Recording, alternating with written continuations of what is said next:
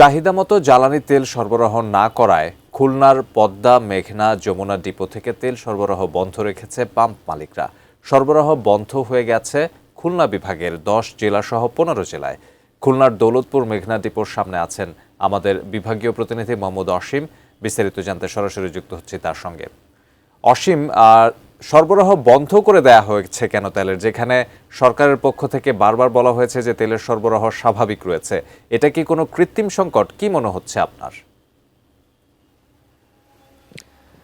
ধন্যবাদ। আসলে পেট্রোল মালিকরা যেটি বলছেন তরিক, সেটি হচ্ছে যে তাদের যে চাহিদা মোতাবেক অর্থাৎ সরকারের যে নির্দেশনা রয়েছে সেই নির্দেশনাও খুলনার যে 3টি ডিপো রয়েছে পদ্মা, মেঘনা এবং যমুনা তারা মানছে না। সে কারণে তারা তেল পেট্রোল পাম্প তো বন্ধ করে দিচ্ছে এবং এখান থেকে যে তেল নেওয়া সেটি বন্ধ করে দিয়েছে। পেট্রোল পাম্প মালিক যারা রয়েছেন তারা বলছেন যে আসলে বেশ কয়েকদিন ধরে এই যে খুলনার 3টি ডিপো রয়েছে এই 3টি ডিপোকে বলা হয়েছে যে সরকারের যে নির্দেশনা রয়েছে সেই নির্দেশনা মানার জন্য এবং তাদের তেল সরবরাহ করার জন্য। তবে এই ডিপো মালিক অর্থাৎ সংশ্লিষ্ট যারা রয়েছেন তারা কিন্তু সেটি করছেন না। সে কারণে এই পেট্রোল পাম্প মালিক যারা রয়েছেন তারা আজ সকাল থেকে একেবারে এটি বন্ধ করে দিয়েছে। এই বন্ধ করার ফলে যেটি হয়েছে আসলে খুলনা জেলার, আপনি যেমনটা বলছিলেন, খুলনা বিভাগের যে 10 জেলা রয়েছেন এবং বৃহত্তর ফরিদপুরের 5টি জেলায় আসলে তেল সরবরাহ একেবারেই বন্ধ হয়ে গেছে।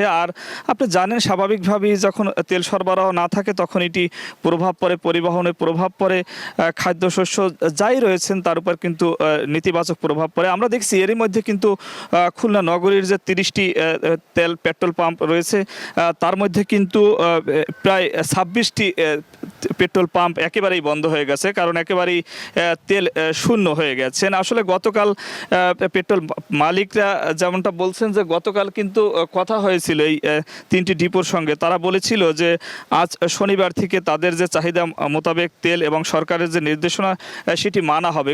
তবে সেটি বাস্তবায়ন ডিপো থেকে করা হয়নি, সে কারণে মালিকরা এটি বন্ধ করে দিয়েছেন। আসলে এই যারা মালিক সমিতির নেতারা রয়েছেন তারা কিন্তু কিছুক্ষণ আগে আমরা তাদের সঙ্গে কথা বলেছি। তারা বলছেন যে যে পর্যন্ত তাদের দাবি মানা না হবে এবং তাদের চাহিদা মোতাবেক অর্থাৎ সরকারের যে নির্দেশনা রয়েছে সেই নির্দেশনা বাস্তবায়ন এই ডিপোগুলো না করবে সে পর্যন্ত তারা কিন্তু আর তেল নিতে রাজি না। আমার কাছে আপাতত এই ছিল খুলনার দৌলতপুর এলাকার মেঘনা ডিপোর সামনে থেকে যে 3টি ডিপো বন্ধ রেখেছে এবং তেল নেওয়া সরবরাহ বন্ধ রয়েছে তার সর্বশেষ খবর।